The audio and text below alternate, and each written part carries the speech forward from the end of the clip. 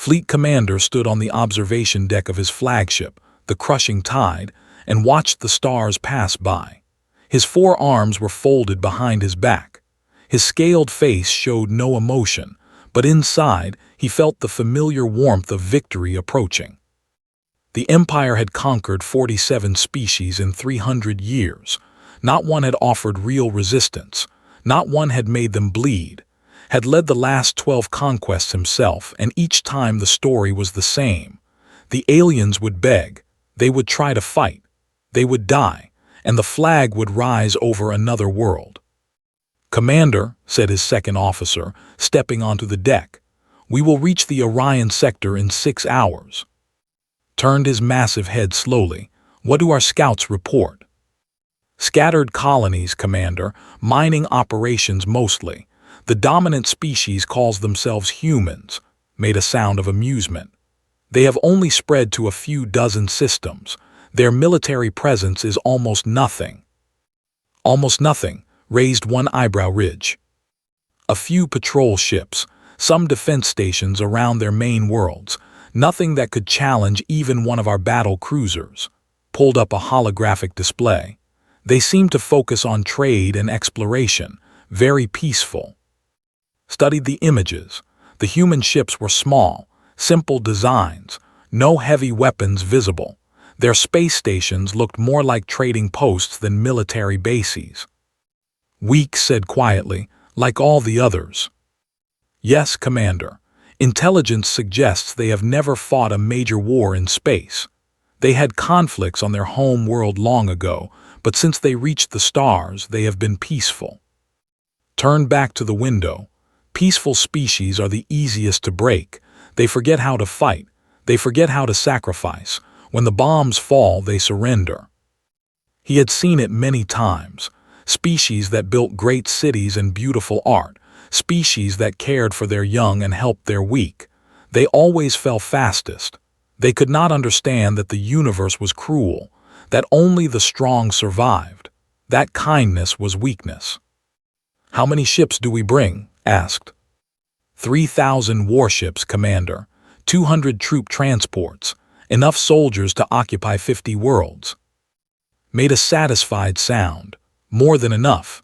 We will take their outer colonies first, cut them off from each other. Then we will move toward their core worlds. By the time they understand what is happening, it will be too late." This was how they always operated. Fast, overwhelming. They never gave their enemies time to organize, time to call for help, time to prepare.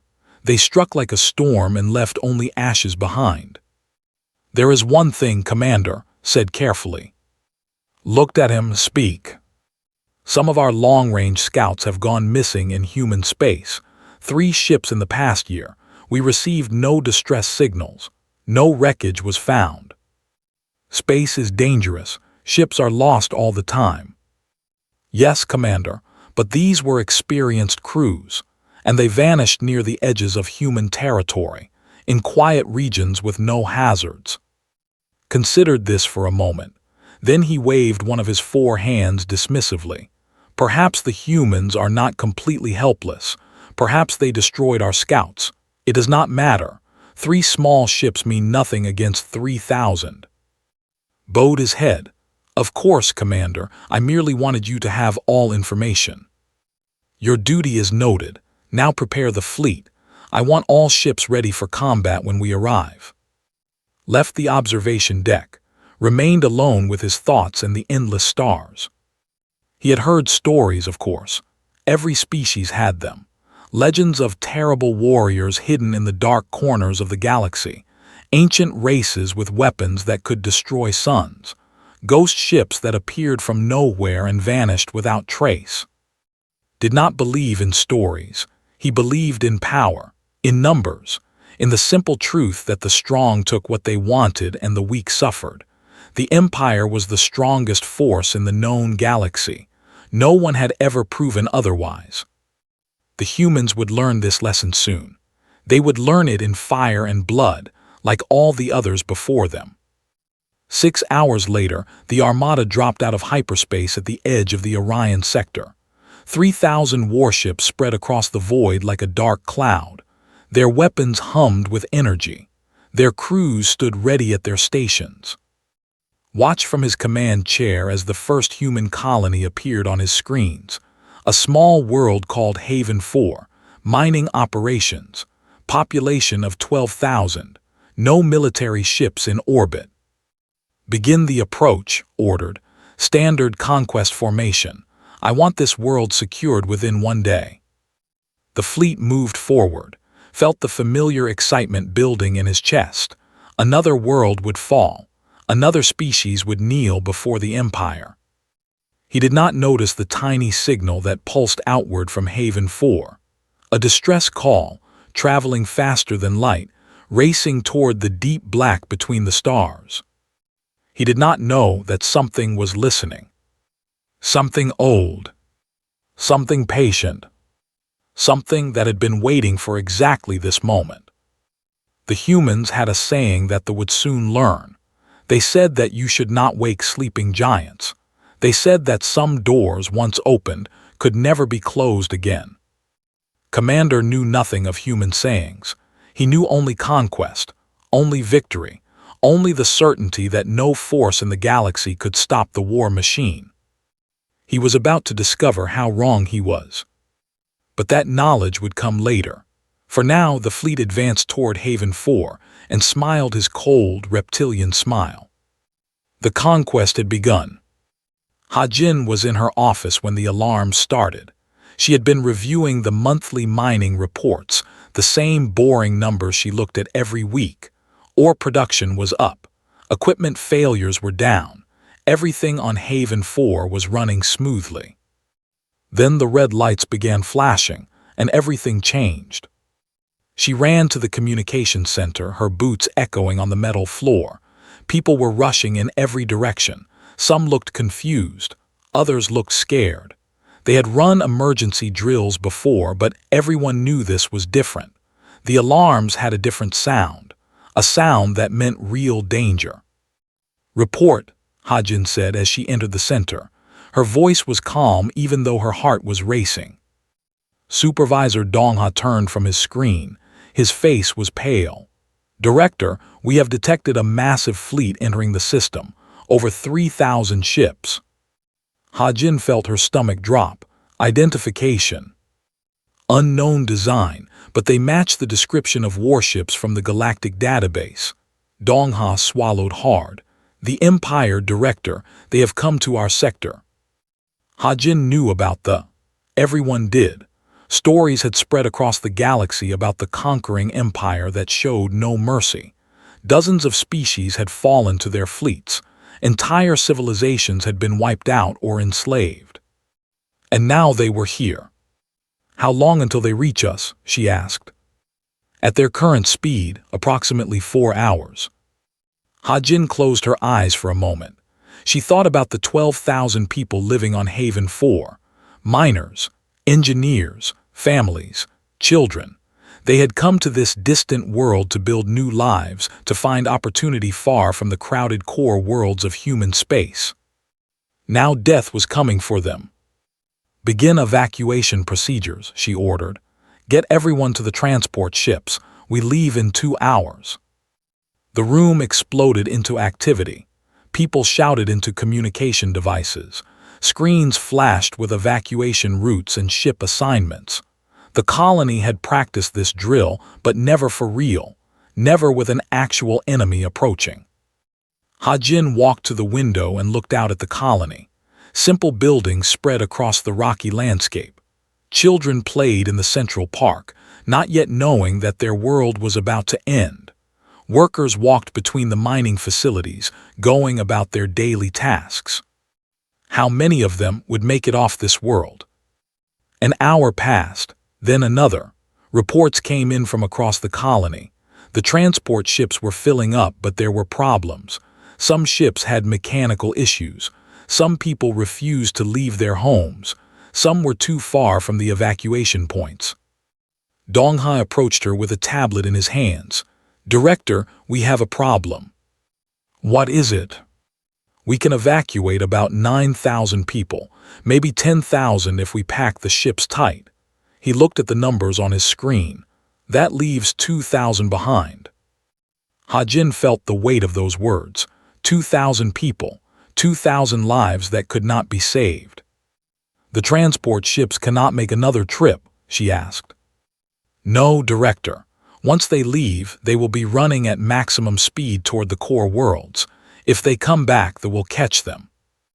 Hajin nodded slowly. She had known this was possible. The colony's evacuation plan had always assumed they would have more warning, more time, more ships. Who stays behind? She asked quietly. Dongha looked uncomfortable.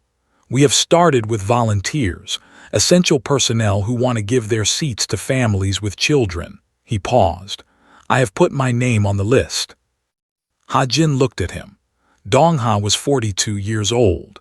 He had a wife and a daughter on the core world of New Seoul. He had come to Haven 4 to earn extra money for his daughter's education. No, she said, you will get on a transport. Director, I cannot ask others to stay if I am not willing to stay myself. You are not asking them, I am. Hajin took a deep breath. I am staying. The room went quiet. Everyone stopped what they were doing and looked at her. Director, you cannot, Dongha said. You are too important. You must lead the survivors. The survivors will have plenty of leaders. What they need now is time. Hajin walked to the main communication console. I am going to send a distress signal. Someone needs to stay to keep it broadcasting. Someone needs to stay to delay the if possible. Delay them how? Hajin smiled grimly. I will think of something. She began typing on the console, composing a message that would travel faster than light across the vast distances of space. A call for help that would reach the ears of anyone who could hear it. This is Colony Director Hajin of Haven 4. We are under attack by the Empire. We have 12,000 civilians, including children. We cannot evacuate everyone. We need help, please. If anyone can hear this message, we need help. She sent the message on every frequency, every channel, every emergency band that human ships monitored. Then she sent it on one more channel, a channel that most people did not know existed, a channel that was reserved for the most extreme emergencies. The Deep Space Channel. Dongha watched her with confusion. Director, what is that frequency? I do not recognize it. Hajin did not answer. She was not sure if anyone would hear the message. She was not sure if the stories she had heard were true, but she had nothing left to lose. The evacuation continued. Transport ships lifted off from the surface, carrying thousands of people toward safety. Hajin watched them go from the window of the communication center. Each ship that left was more lives saved, more children who would grow up, more families who would see tomorrow. 2 hours later, the last transport ship departed. Hajin stood alone in the center with the 2,000 people who remained. Some had volunteered. Some had simply been too far away to reach the ships. Some had refused to leave their homes. Now they waited. The fleet grew larger on the screens. 3,000 ships coming closer with every minute, coming to conquer another world, coming to add another species to their collection of slaves. Hajin kept the distress signal running. She did not know if help would come. She did not even know if help existed. But she had heard stories, whispers among the traders and travelers who passed through human space, tales of ships that appeared from nowhere, ships that protected humanity's borders without being asked, ships that no one commanded and no one controlled. She did not know if the stories were true. She was about to find out. Commander watched Haven 4 grow larger on his. The small planet hung in space like a blue and brown jewel, innocent and defenseless. His fleet surrounded it now, thousands of warships forming a sphere of death around the tiny world. Scan the surface, he ordered. His sensor officer worked at his console for a moment. Approximately 2,000 life signs remaining, Commander. It appears most of the population evacuated. Made a sound of annoyance. They had warning. Someone told them we were coming. He turned to, Find those transport ships. I want them destroyed before they reach human space." "Already tracking them, Commander. They have a significant head start, but our fastest ships can catch them in 6 hours. Send 50 destroyers. Leave no survivors." Bowed and transmitted the orders, returned his attention to the planet below. 2,000 humans remained. Not many, but enough to make an example of. Enough to send a message to the rest of human space. "Prepare orbital bombardment," said. "I want the main colony destroyed completely. Leave nothing standing." His weapons officer began the targeting sequence. The massive guns of the crushing tide hummed with power, preparing to rain fire upon the helpless world below. Then something happened. The sensor officer made a strange sound, something between surprise and confusion. "Commander, I am detecting something unusual." "What is it?" "A hyperspace signature. Something is coming." The officer paused, checking his readings twice. "One ship, Commander, dropping out of hyperspace directly between us and the planet." Frowned. One ship. The humans must be more foolish than he thought. On screen. The shifted, showing the space between the fleet and Haven 4. At first there was nothing. Then, with a flash of blue light, a ship appeared. It was black, completely black, like a piece of the void itself had taken form. No running lights, no visible weapons, no markings of any kind. It was shaped like a blade, long and sleek, cutting through space with perfect stillness. Stared at it. The ship was not large compared to his warships, perhaps half the size of a standard cruiser, but something about it made his scales itch. Something about the way it sat there, motionless, like a predator waiting to strike. "Identify that vessel," he demanded. His officers worked frantically at their consoles. "Unknown design, Commander. No match in our databases. We are detecting massive energy readings from inside the ship, but we cannot determine the source." "Weapons." "We cannot identify any weapon systems. But Commander," the sensor officer's voice trembled slightly, "the energy output of that single ship is greater than our entire fleet combined." Silence fell over the bridge, felt something he had not felt in many years, something cold crawling up his spine. Fear. He crushed it immediately. He was commander of the Empire. He had conquered a dozen worlds. He did not fear one ship, no matter how strange it appeared. "Open a communication channel," he ordered. The channel crackled to life. For a long moment there was only silence. Then a voice spoke, a human voice, calm and steady. "This is Captain Wu of the HSS Tagu. You have entered human space and threatened a human colony. You will withdraw your fleet immediately." Laughed. The sound echoed across his bridge, and some of his officers joined in nervously. One ship, commanding 3,000 warships to withdraw. The human was either brave or insane. "Human captain," replied, "I am commander of the Empire. We have conquered 47 species. We have destroyed fleets 10 times larger than yours. Your single ship does not frighten me." "I am not trying to frighten you, Commander. I am giving you a chance to leave. Take it." "Or what?" "Or I will destroy your fleet." More laughter from the bridge, but noticed that some of his officers were not laughing. They were watching their screens, watching the energy readings from the strange black ship. "You are alone," said. "You have one ship against 3,000. Even if your weapons are powerful, you cannot defeat us all. You will die, and then we will take your world anyway." There was a pause before the human captain responded. "You are wrong, Commander. I am not alone. I am never alone. And you are making a mistake that many others have made before you." "What mistake?" "You think that because humans are peaceful, we are weak. You think that because we do not conquer, we cannot fight. You think that because you see few warships, we have few warships." The captain's voice grew harder. "You are wrong about all of these things." Felt that cold feeling again. He ignored it. "Enough talk. All ships target the human vessel. Fire at will." 3,000 warships opened fire at once. The space around the Tagu filled with energy beams, missiles, and plasma bolts. Enough firepower to destroy a small moon, enough destruction to crack a planet's crust. None of it hit. The Tagu moved, but that word did not describe what happened. The ship seemed to blur, to exist in multiple places at once.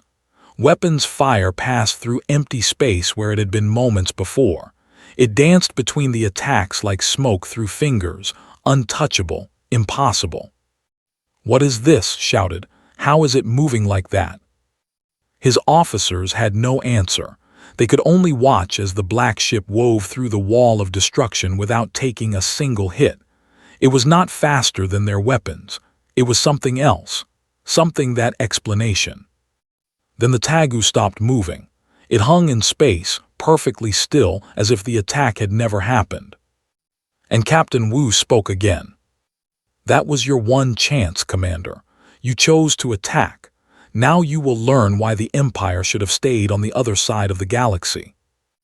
On the bridge of the Tagu, Wu looked at his crew. They were calm, ready. They had trained for this moment their entire lives. "Begin defensive operation," he said quietly. "Protect the colony. Leave no enemy ships capable of threatening Haven 4. The Tagu's weapons powered up, and 3,000 warships began to understand what fear truly meant. The first battleship exploded without warning.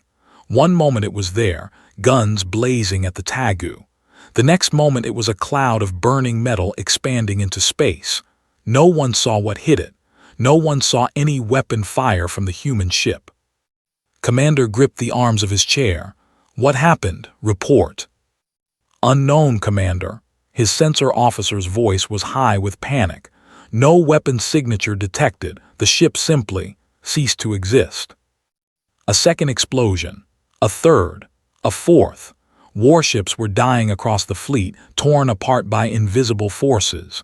The Tagu moved through them like a shark through fish, leaving destruction in its wake. "All ships concentrate fire," screamed. "Bring that thing down." The fleet responded. Every gun turned toward the black ship. Energy beams crisscrossed space in a web of death. But the Tagu was never where the beams reached. It moved in ways that should have been impossible, changing direction without slowing down, accelerating faster than physics allowed. Stumbled onto the bridge, his face twisted with fear. "Commander, we have lost 200 ships. Our weapons cannot touch them." "Then ram them. Send our cruisers directly at them. They cannot dodge if we fill the space around them." 10 heavy cruisers changed course, moving to surround the Tagu. They spread out, approaching from every direction, planning to trap the human ship in a closing net of metal and fire. They never reached their target. The Tagu stopped moving. It hung in space for a brief moment, as if considering its options. Then it released something, a pulse of blue light that expanded outward in every direction. The pulse passed through the 10 cruisers harmlessly. For a moment nothing happened. Then one by one the cruisers went dark. Their lights died. Their engines stopped. They drifted in space like dead whales, powerless and silent. "What was that?" demanded. His technical officer was trembling. "Some kind of energy disruption field, Commander. It shut down all electronic systems on those ships, completely. They are dead in space." "Can we restart them?" "No, Commander, the systems are not just turned off. They are destroyed. Every circuit, every computer, every power cell, all gone." Stared at the Tagu was moving again, gliding through his fleet with terrible grace. Wherever it went, ships died. Some exploded. Some went dark. Some simply broke apart as if invisible hands had torn them to pieces. And still, the fleet could not land a single hit. "This is impossible," whispered. "No ship can do this. No weapon exists that can do this." But it was happening. Right before his eyes, his mighty fleet was being destroyed by a single vessel. On the Tagu, Captain Wu stood at the center of the bridge, watching the battle unfold on multiple screens. His crew worked silently, each person focused on their task. There was no celebration, no excitement. They were doing a job that needed to be done. "Weapon status," Wu said.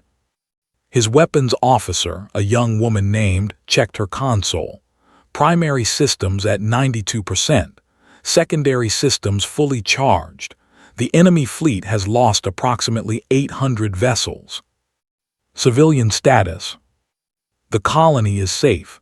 No enemy fire has reached the surface. The distress signal is still broadcasting. Wu nodded.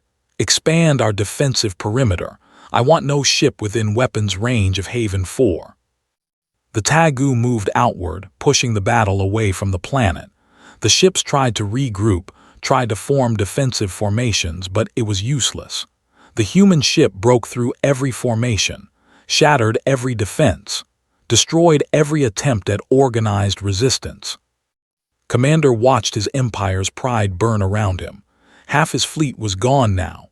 1,500 ships, destroyed in less than an hour by a single enemy. Commander said quietly, "We must retreat. If we stay, we will all die." Wanted to argue, wanted to say that the never retreated, never surrendered, never ran from a fight, but the words died in his throat. He had seen many things in his years of conquest. He had seen entire species beg for mercy. He had seen planets burn. He had seen brave warriors fall before his guns. He had never seen anything like this. The Tagu was not just a ship. It was something beyond his understanding. A weapon that made his entire fleet look like toys. A force that treated 3,000 warships as minor obstacles. "Sound the retreat," said. The words tasted like poison in his mouth. "All ships fall back to hyperspace. We are leaving." The surviving ships began to turn. Those that could still move started the calculations for hyperspace jumps. Those that were damaged tried to follow as best they could. But the Tagu was not finished. It appeared in front of the retreating ships, blocking their escape path. Captain Wu's voice came through the communication channel, calm as ever. "Commander, you are not leaving yet." Skloz dug into his chair. "What more do you want? You have one. We are retreating. Let us go. First, you will recall the ships you sent after the evacuation transports. Those civilian ships are under my protection. If any harm comes to them, I will hunt down every vessel in the galaxy." Hesitated. The destroyers he had sent were fast. They might already be close to the transports. "Recall them," Captain Wu said. "Now." "Do it," ordered. "Recall all ships. Do not engage the transports." Sent the orders. The communication was confirmed. The destroyers were turning back. "Good," the human captain said. "Now you may leave. But remember this day, Commander. Remember what happens when you threaten human space. We do not seek war. We do not desire conquest, but we will protect our people, always at any cost." The Tagu moved aside, opening a path for the retreating fleet. Did not wait. All ships jumped to hyperspace, maximum speed, get us out of here. The surviving vessels fled. They jumped into hyperspace one by one, running from the single ship that had broken them, running from the nightmare they had awakened. Commander was the last to leave. As his flagship prepared to jump, he looked back at the black ship hanging in space before Haven 4. One ship had defeated the Empire. The hyperspace engines engaged and disappeared into the safety of faster-than-light travel. But he knew that safety was an illusion now. The humans were not what they appeared to be. And the galaxy would never be the same. The news spread across the galaxy like fire through dry grass. In every station and on every world, beings of 100 different species watched the footage with disbelief. The recording had come from a ship that had escaped the battle, its sensors capturing what no one thought possible. One ship, one human ship, destroying an entire armada. The footage showed it all. The Tagu appearing from hyperspace. The calm voice of Captain Wu giving their warning. The brief, terrible battle that followed. Warships exploding by the hundreds. the mighty fleet that had conquered 47 species running away in fear. On the conquered world of 6, the enslaved people gathered in secret to watch. They had lived under rule for 80 years. They had forgotten what hope felt like.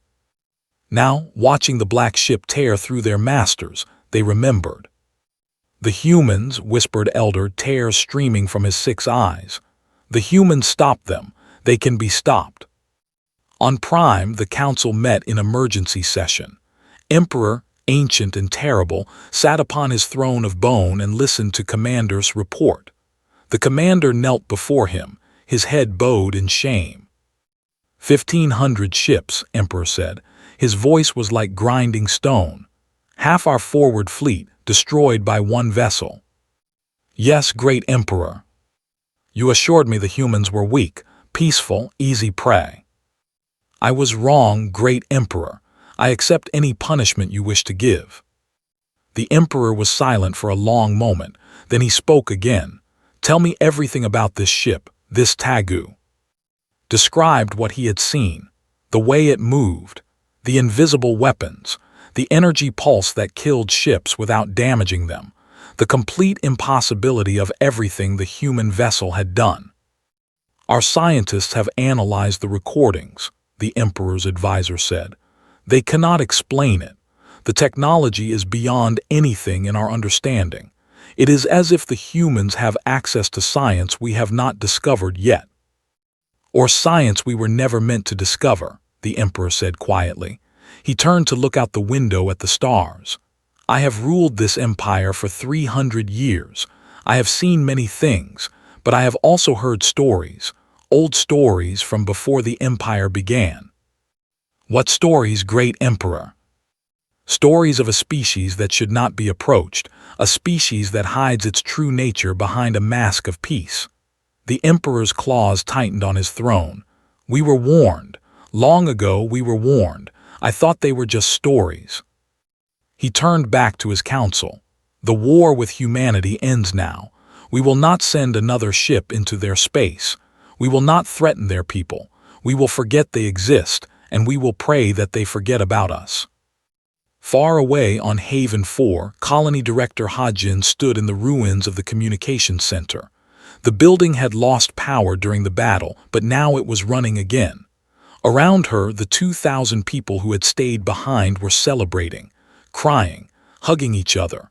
They had expected to die. They were alive. The Tagu hung in orbit above them, silent and watchful. Hajin had tried to contact Captain Wu several times to thank him for saving them. Each time, she received the same response. "No thanks are necessary, Director. We were doing our duty." Now, as the sun set over the colony, a shuttle descended from the Tagu. It landed in the central square, where a crowd of survivors had gathered.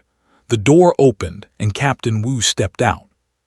Hajin had expected a warrior, a man of steel and fire hard as the ship he commanded.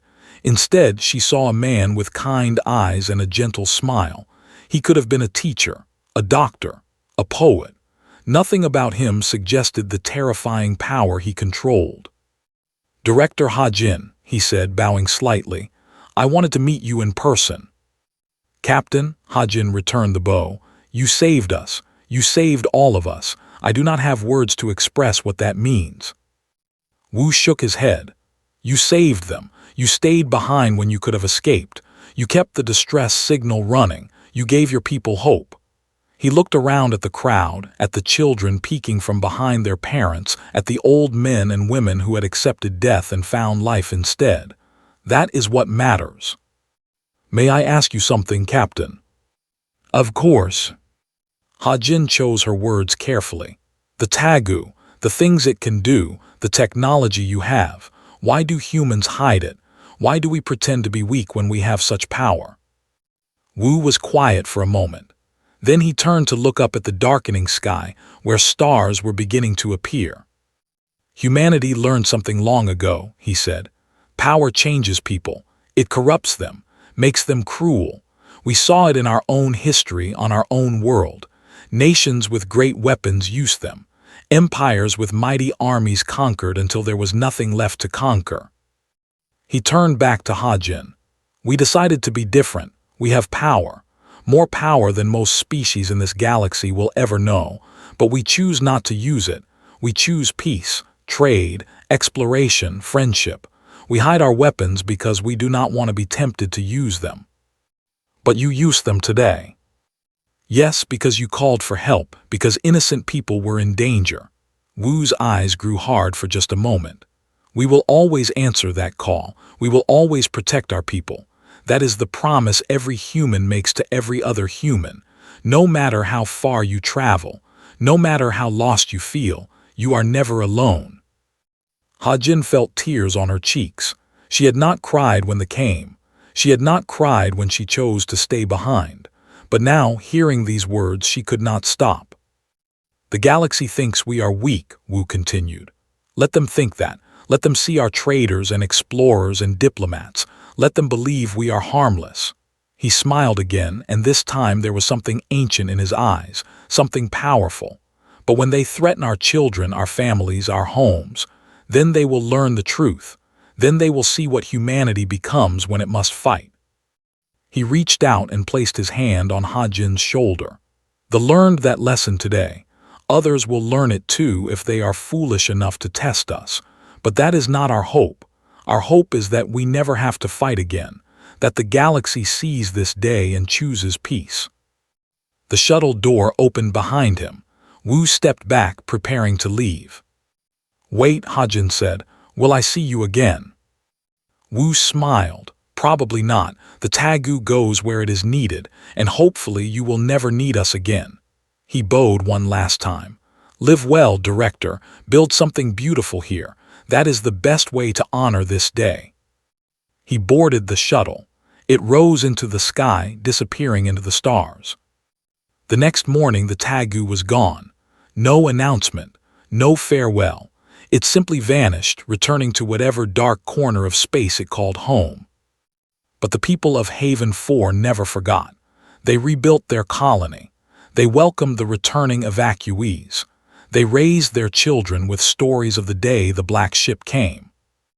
And across the galaxy, the conquered species began to whisper among themselves. They whispered of humanity, of the peaceful species that was not really peaceful, of the hidden power that slept among the stars. The conquest ended that day. Not just the attack on Haven 4, but everything. They never invaded another world, never threatened another species. Because now everyone knew the truth. Humanity was watching. And humanity would answer. Always.